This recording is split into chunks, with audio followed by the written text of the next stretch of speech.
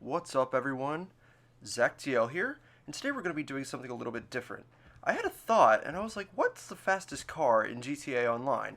So, how I did this was I went into a private race, and I did criminal records. As you can see, I'm scrolling in through there. Um, and I was like, what cars am I going to choose? So I just chose 5 fastest cars that would, you know, do the job. So, what I set though was I did one lap with no opponents. So, basically, the only lap that I did was the lap that was going to be recorded. And I found that some of the results were actually pretty amazing, but we'll get to that in a minute. So, as you can see, I'm just scrolling through the settings there. Yeah, I want to do this job on my own. So, why don't we go ahead and start? So what I started with was the adder because it was the first thing, the first car there. And what I thought when driving this was, wow, this feels pretty heavy already and kind of slow. So let's see, we'll go through the race here. It was kind of slow off the line, and it just felt, I was testing the steering there. You could see that little movement, but it felt like it wasn't very maneuverable, and I just felt like I was skidding everywhere on the road. Throughout these races, it felt pretty consistent, but with the Bugatti, it did feel the slowest. And that's because it did get a 33.238, which you'll see in just a second. Yeah, see, there you go. I'm not going to reveal which was the fastest yet because we'll discover that. But that's the same kind of race that I'm going to be doing. So the next car that I chose was the Cheetah. I thought, it's pretty much the next car down the line, so we'll give this thing a shot. And what I thought about this was, it seems a lot smaller, so it'll probably do a little better. Off the line, it was definitely a little bit quicker. Had some traction issues though, but it handled a lot better. Didn't feel like it was all over the road. It kind of felt like, though, at some points it was kind of understeery and do that, all that sort of weird, shaky stuff that happens with a supercar. But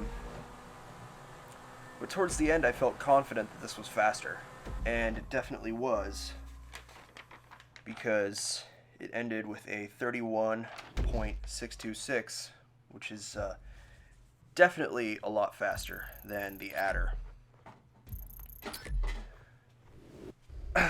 So the next car I did was the Entity, which pretty much everyone has. It seems like it's that everyday, if it's that everyday supercar, kind of like the Bugatti. But this one somehow felt even faster than the Cheetah. I don't know why, but it did, even though I felt like it handled a lot worse. I feel like this could be a little bit inconsistent with only choosing 5 cars, but it's that sort of thing. It's just one of these little experiments. So I finished in a mere 30.087 seconds. Or 097, sorry, I miswrote that. But that's the fastest so far. So the next car I chose was the Turismo R. And that felt like it was probably the stickiest of the of the previous 3, because there was a lot of good traction. There was no wheel spin off the line. Um, this car, I kind of have mixed feelings about this car, because it's kind of like it doesn't really know what it wants to be. I kind of want either something hyper or I want something like, you know, kind of civilized, but this didn't really feel like it. It kind of felt like the cheetah being all over the road, but it ended up getting a time of 30.337. So that was that's the second fastest so far, and the final car I chose was the Voltic, just to put something in there.